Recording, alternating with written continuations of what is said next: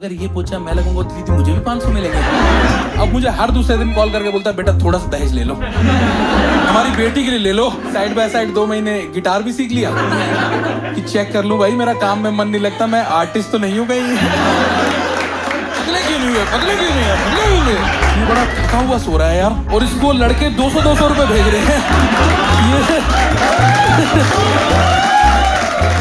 आजकल तो आपने देखा ऐसे जॉब छोड़ के लाइफ एक्सप्लोर करना बहुत कूल हो गया है ना। मेरा एक कजन है फ्रेशर, नई नई टीसीएस की जॉब लगी थी, 1 साल बाद जॉब छोड़ दी एक्सप्लोर करने के लिए। मैंने कहा भाई तेरे बाप पे एजुकेशन लोन था भाई, उसकी 3 साल की किस्तें वो जो चुका ले पहले यार। बोला भैया मैं अपने आप को जानना चाहता हूं। मैंने भाई क्या जानना है, बाप बेटा कितने दिन भूखे रह सकते हो? आपको एक तो देखा कि वो बड़ा ट्रेंड सा आ गया आजकल ना कि जिसको देखो मैं पैशन फॉलो करूंगा, मैं जॉब छोड़ूंगा, मैं जॉब छोड़ूंगा। आधे लोग तो जॉब छोड़ देते हैं, पैशन नोटिस पीरियड में ढूंढते हैं। भाई 3 महीना होगा आराम से ढूंढ लेंगे यार। एक तो ना सबसे ज्यादा खराब किया है बॉलीवुड ने। देखा आपने, बॉलीवुड ने ऐसे एक ट्रेंड सा बना दिया है कि आपको कुछ भी आर्ट फॉर्म सीखना है या कुछ भी पैशन फॉलो करना है लाइफ में, तो सबसे पहले आपको ये जॉब छोड़नी पड़ेगी। भाई मुझे लगता है सबसे पहले आपको ये देखना पड़ेगा कि आपका पैशन जॉब छोड़ना अलाउ भी करता है कि नहीं यार। भाई सारे पैशन नहीं करते हैं। मेरा एक दोस्त है, क्रिकेट इतना अच्छा खेलता है, उसका पैशन बस क्रिकेट ही है, बहुत अच्छा बॉलर है, पर दिक्कत ये है कि वो भट्टा स्पिन फेंकता है। अब बताइए भट्टा स्पिन की क्रिकेट के किसी भी फॉर्मेट में ओपनिंग नहीं है। मैं आपको नहीं समझा रहा भट्टा स्पिन, मैं समझाता हूँ। मैं भट्टा स्पिन लड़कियों को मैंने देखा नहीं समझ आता है, मैं आपको समझाता हूँ आपकी लैंग्वेज में। आप लोगों ने क्रिकेट देखा तो है ना, वो देखा जब बॉलर ऐसे बॉलिंग करने आता है, पूरा ऐसे एक्शन लिया, यूं लगा लो उसने यहां तक एक्शन लिया, पूरा हाथ घुमाया नहीं, बस यूं ही फेंक दिया। यूं लगा लो उसका ऐसे मूड स्विंग हो गया कि तुम मेरी बॉल समझते तो हो नहीं, मैं तो नहीं फेंक रही, मैं तो नहीं घुमा रही। ये समझ लो भट्टा स्पिन। और लड़कों को मैंने देखा भाई, लड़कों को भट्टा स्पिन सुनते ही ऐसे अंदर से एकदम से इतना मजा आता है, 2-3 भट्टा स्पिन फेंक ही लेते हैं। मैंने देखा तो अच्छा दिन याद दिला दिए तूने यार। मैंने तो पता है 7 साल जॉब और स्टैंड अप दोनों चीजें साथ में करने के बाद जॉब छोड़ी है। तब भी अगर ऐसे 15 दिन मेरे पास काम नहीं आता ना, तो मेरी हालत खराब रहती है। मैं मेड को छुट्टी दे देता हूँ, अपनी वाइफ के पास चला जाता हूँ, अगर ये पूछा मैं लगूंगा तो दीदी मुझे भी 500 मिलेंगे। समझो मतलब मेरे को तो कॉन्फिडेंस लगता है कि लड़के इतनी जल्दी जॉब छोड़ कैसे देते हैं भाई। और जब मैं नौकरी में था ना, तो मेरे को लगता था कि मैं जॉब में एवरेज हूँ, स्टैंड अप में तो मैं बेहतरीन हूँ, बस मेरे साइड से ही थोड़ा डिले है। और अब जैसे ही मैंने जॉब छोड़ी है ना, मुझे रियलाइज हुआ है कि मैं स्टैंड अप में एवरेज हूँ, जॉब में तो मैं बहुत घटिया था यार। लोग पता नहीं मुझे निकालते क्यों नहीं थे भाई। मेरे को जॉब की सबसे बेस्ट मुझे ये लगती है बात कि मुझे मेरी औकात क्लियरली पता रहती थी, और मुझे ये भी पता रहता था कि मेरी औकात हर साल 4 से 5% से बढ़ती है। भाई यार कम है क्या भाई, कम है भाई। देखो मेरी तो इतनी बढ़ती थी, मेरे को पता है, देखो कुछ लोग की 15-1% भी बढ़ती है, जिनकी जीभ थोड़ी लंबी होती है।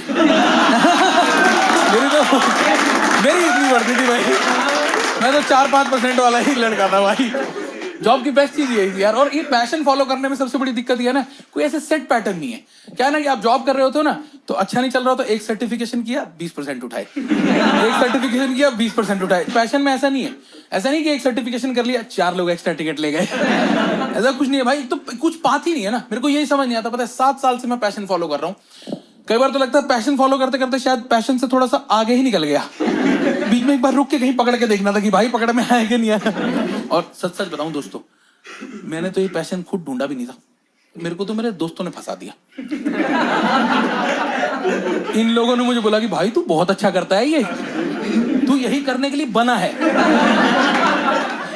और अब वो सब लोग लाइफ में बहुत अच्छा कर रहे हैं। भाई मेरे साथ के घटिया रिसोर्स पता है आपको, लंदन में बैठे हैं घटिया लोग, जिन लोग की उत्तराखंड जाने की औकात नहीं थी। वो लोग यूनाइटेड किंगडम से टीम्स पे कॉल कर रहे हैं, how is it going bro in India. वाह बेटे, हाउ इज इट। और सबसे बड़ी गलती जो मुझसे हो गई ना, मैंने ये स्टैंड अप कॉमेडी करना शुरू कर दिया गुड़गांव में। भाई देखो आप कुछ भी नया करते हो ना, आपको अपने अराउंड सपोर्टिव लोग चाहिए होते हैं, क्योंकि आप चीजें सीख रहे होते हो, है ना। आपको थोड़ा सा वार्म एनवायरनमेंट चाहिए होता है। गुड़गांव के लोग ये सब चीज के लिए तैयार नहीं है भाई। मैं दूसरी बार स्टेज पे चढ़ा था, मैं बहुत नर्वस था, चलते शो में ऐसे फ्रंट सीट पे दो लड़कों की लड़ाई हो गई आपस में, हाथापाई हो गई, प्रॉपर थप्पड़ पड़ मार रहे हैं एक दूसरे को। मैं रोकने का तो मुझे बोले तू करता रहे आराम से, तो साले तुझे और मारेंगे पकड़ के। अभी आया हमें रोकने भाई। और देखो मैंने स्टैंड अप कॉमेडी करना शुरू किया है एट द एज ऑफ 25 की एज में मैंने शुरू किया है। तो क्या दिक्कत है ना मैम, मैं ये जो टीनेजर ऑडियंस होती है ना, इसे 20 से नीचे वाले लोग, मैं इनसे एनर्जी मैच नहीं कर पाता हूँ यार। इन लोगों में ना बहुत हाई एनर्जी रहती है। ये लोग शो में ऐसे बैठते हैं या तो हंसा देंगे, हम तुझे तबाह कर देंगे। और मेरे को अच्छी लगती है ऐसे वो 27 to 30 एज वाले, वो 27 से 30 वाले वो ढलते हुए लोग होते हैं ना, बेस्ट लगते हैं भाई। हल्का घुटने में दर्द रहता है, बारीक सा कमर में पेन रहता है, बीच बीच में टेंशन भी होती है, एक बार चेक करा लें। फिर पता लगता है अच्छा सारे ग्रुप को ही है। शायद प्रोसेस ऑफ डिकेइंग शुरू हो गया है, अब समय आ गया है भाई निकलने का। और बेस्ट ऑडियंस मेरे को लगती है 32-33 से ऊपर वाले लोग होते हैं ना, जो 30 को एक्सेप्ट कर चुके होते हैं। ये लोग इतनी अच्छी ऑडियंस होती है, आप कितना भी गंदा परफॉर्म कर लो भाई ये उठ के जाते ही नहीं है। और मुझे बाद में पता लगा ये उठ पाते ही नहीं है। इन लोग का रहता है कि यार अब हम बैठ गए हैं भाई, हम अपना 1.5 घंटा लेके आए थे, तू देख ले तूने करना है तो भाई। आप लोग कुर्सी में बैठते हैं, समा जाते हैं कि भाई यार इनका पैर वैर सो जाता है बिल्कुल कि भाई ये बताना 10 मिनट पहले कब शो खत्म हो रहा है, थोड़ा सा इसको मार के जगाइए पैर को, अब उठा जाएगा भाई यार। और 20 से नीचे की ऑडियंस का ना मेरे को एक और चीज समझ आई, 20 से नीचे के जो लोग हैं इन लोग को बड़ा सेक्स के अराउंड कंटेंट सुनने में बहुत मजा आता है। और कंटेंट में नहीं, इनको है कि बस स्टेज से सेक्स बोल दो, बड़ा अच्छा लगता है इनको। और मेरे को ये बात समझ भी आई, देखो जिसको जो चीज मिल नहीं रही है उसके अराउंड जानने में मजा आता है, ये प्रकृति का एक नियम है। मेरी उम्र 30 साल है दोस्तों, 2 साल मेरी शादी को हो गए हैं, 8 साल से मैं डेट कर रहा था। और इस देश का 30 साल का मर्द बस इसलिए सेक्स कर रहा है कि कोई और ना कर जाए।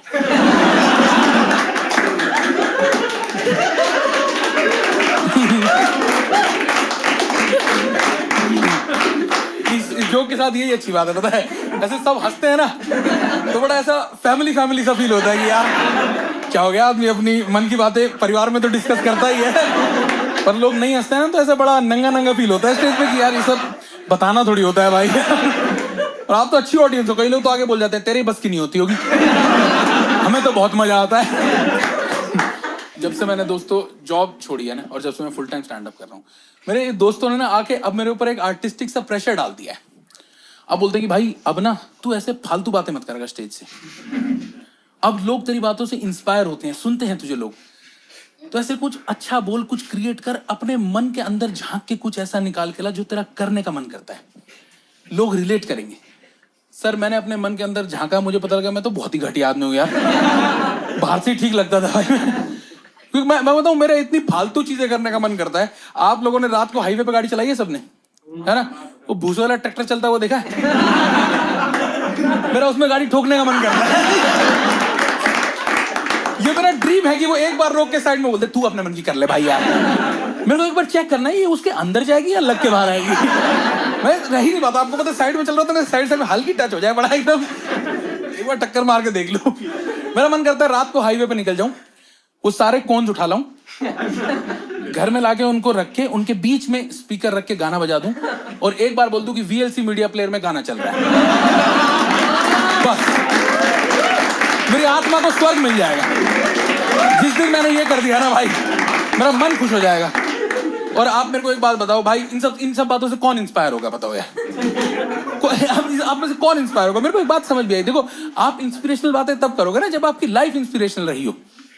मेरी ऐसी एकदम एवरेज इंडियन इंजीनियर मेल वाली लाइफ रही है कि एक टेक्नोलॉजी में बीटेक की, फिर किसी और टेक्नोलॉजी में जॉब करने लग गए, फिर बीच में 2 बार कैट का एग्जाम देके अपनी औकात चेक कर ली, साइड बाय साइड 2 महीने गिटार भी सीख लिया कि चेक कर लूं भाई मेरा काम में मन नहीं लगता, मैं आर्टिस्ट तो नहीं हूं कहीं।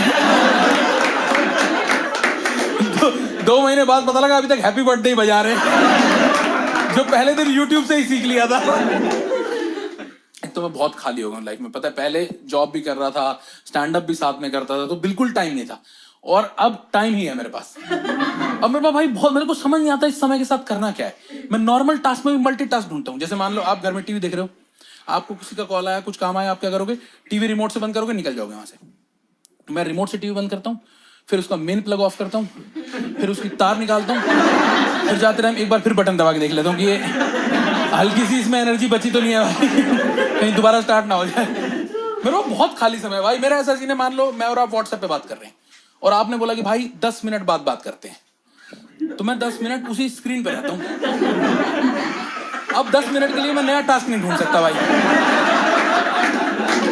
मैं लाइट भी नहीं बुझने देता, हल्की सी लाइट यही हूँ। जैसे आपने देखा वो पुरानी मूवीज में खतों में से मुंह निकला रहता था, बस मैं वहीं बैठ रहता हूँ। आप अगर 8.5 मिनट में ऑनलाइन आके किसी और से बात करने लग गए ना, तो वहीं आ जाता हूँ question mark, hello bro I am waiting यार, मेरा टाइम किसी और को मत दो। तुम टाइम कम दे रहे हो आजकल मुझे, मैं देख रहा हूँ।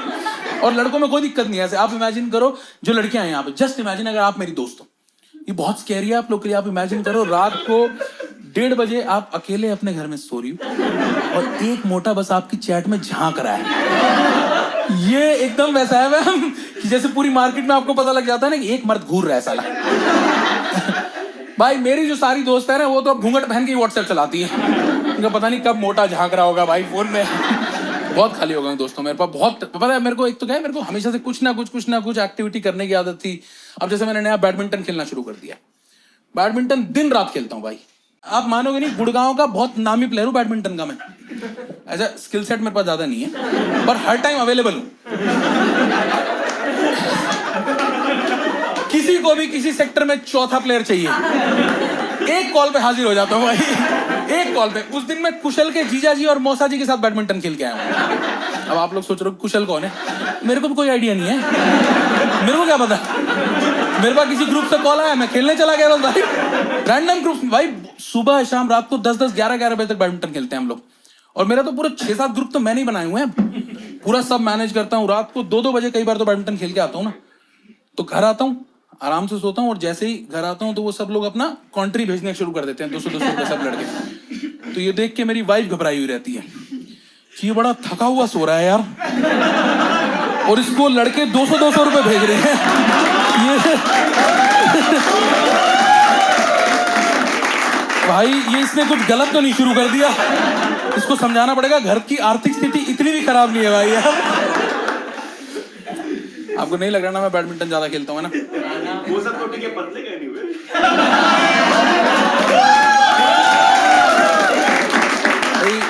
आप बैडमिंटन खेलते हैं भाई? मैं ट्रिपल्स खेलता हूँ। 2 लड़के भागने के लिए रखता हूँ, मेरे को बना के देता है, मैं स्मैश मारता हूँ। अपना अपना भाई चौड़ा बैडमिंटन किया पतले। तुम्हें क्या दिक्कत है? तुम्हारे घर का खा रहा हूँ मैं। मैंने 2 बार इसको, देखो बताओ भाई, 2 बार इस आदमी को मैंने 2 बार इग्नोर किया। पतले क्यों नहीं हुए, पतले क्यों नहीं है, पतले क्यों नहीं है? तुम मेरे ससुर हो, तुमने अपनी बेटी देनी है मेरे को, पतले क्यों नहीं है, बड़े यार। अच्छा फील कर रहा था नई शर्ट में एकदम से। अब ऐसा तो मोटे के साथ ही देखता था ना, उसको मोटा बोल दो ना, एकदम से उसको फील हो जाता कहीं से कुछ दिख रहा है। तो मेरा दिखा हल्का सा यार। मैंने दोस्तों इस एपिसोड से लाइफ का एक ज्ञान ले लिया। मुझे सबसे बेस्ट चीज पता लग गई है लाइफ की, कि आपकी इस दुनिया में वैल्यू तब तक ही है जब तक आप अवेलेबल नहीं हो। जैसे ही आप अवेलेबल हो गए भाई, आप किसी को नहीं चाहिए। आप मानोगे नहीं, उस दिन मेरी माँ ने मुझे बोला कि तू आजकल घर में बहुत फोन करने लगा है। मेरी माँ ने मुझे बोला, बताओ, कि तू बहुत फोन करता है मुझे। मैंने, मम्मी आपका तो ये कैरेक्टर ही नहीं है यार, आप लोग पे तो मूवीज वगैरह नहीं बनती थी कुछ कुछ। भाई मेरी गलती बता दो, मम्मी की थोड़ी सी तबीयत खराब थी मैम उस दिन। मैंने 12-13 बार कॉल कर दिया। 14वीं बार उधर से कॉल आ गया कि बता दे घुटने के दर्द से कौन सी औरत मरी आज तक। और दिक्कत क्या है ना यार, मेरी मम्मी के पास एंड्रॉइड फोन है, और मेरी मम्मी को ना टेक्नोलॉजी ज्यादा चलानी नहीं आती है, तो वो बड़ी मुश्किल से बेचारी हॉटस्टार पे कोई अपना सीरीज वीरीज लगा के बैठती है आराम से। मैं कॉल कर देता हूँ तो वो मेरा कॉल कट करती है, फिर वो ट्रू कॉलर वाला पॉपअप आता है वो कट करती है, फिर इतने में वो स्क्रीन छोटी हो जाती है, फिर उसको बड़ा करती है। हर कॉल पे बेचारी के 2 मिनट चले जाते हैं। प्रीमियम वर्जन में 3 ऐड दे देता हूँ उनको मैं। भाई उस दिन तो इतना तंग आ गई, पड़ोस के चिंटू से लेके मुझे ब्लॉक कराया है। इसको हरामखोर को ब्लॉक करे यार। साला ऐसी औलाद भी ना दे भगवान किसी को। इससे बढ़िया तो वृद्धाश्रम में ना चली जाऊं। अपना साइड बाय साइड 40 बुड्ढों के साथ बैठ के अपना कम्युनिटी हॉल में टीवी तो देख सकती हूँ। कोई तंग तो नहीं करेगा। भाई बहुत इग्नोर करते हैं, आपको पता है लोग खाली इंसान को। मेरा दिल पता है किस दिन टूटा। मैंने बहुत मुश्किल से अपने जैसे बहुत प्यारे लोग ढूंढे थे, अपनी सोसाइटी के बच्चे। उन लोग से मेरी बहुत अच्छी बॉन्डिंग हो गई थी सर। हम लोग अच्छा खेलने कूदने जाते थे, इधर उधर कुछ ना कुछ। उस दिन हमारा छुपन छुपाई का प्लान था। इन लोगों ने मुझे बोला कि भैया इसी पार्क में छुपना है। मुझे छुपा के ये लोग दूसरे पार्क में खेलने चले गए। भाई आप मानोगे नहीं, मैं इतना भोला आदमी हूं। 10-15 मिनट तो खुशी खुशी में छुपा ही रहा। इतनी जल्दी कैसे ढूंढ दोगे तुम लोग? तो अभी खेलना शुरू कर रहे हो, मैं तो बहुत पहले से खेलता आया हूँ। मस्त अपना खुशी खुशी छुपा पड़ा हूं। वहां बुड्ढे योगा कर रहे हैं, उनको टॉपिक मिल गया पार्क में कि ये देखो आज का युवा है ये 30 साल का मोटा मर्द बस पेड़ के पीछे खड़ा हंस रहा है। लोग कहाँ देश को आगे ले जाएंगे बताइए भाई साहब शर्मा जी, बताइए। गांजा वांजा करते होंगे यार।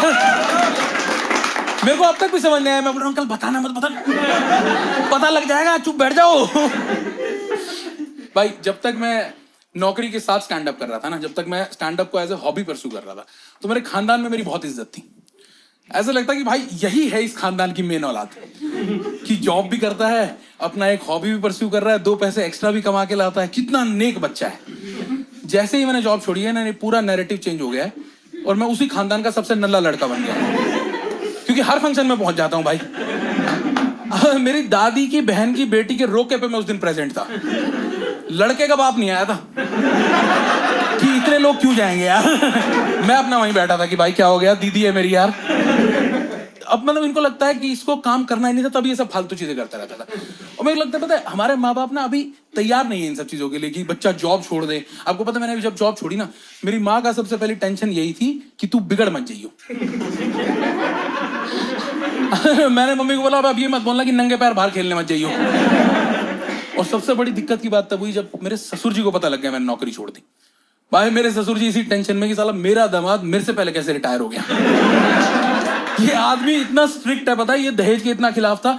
अब मुझे हर दूसरे दिन कॉल करके बोलता है बेटा थोड़ा सा दहेज ले लो, हमारी बेटी के लिए ले लो, हमें नहीं पता था तुम इतने नल्ले निकल जाओगे भाई। मैंने कहा पापा मेरे पास पैसे की इतनी कोई दिक्कत नहीं है। तो बोला फिर ये रात को 200-200 रुपए के लिए क्या करने जाते हैं बताओ। Thank you so much for listening guys.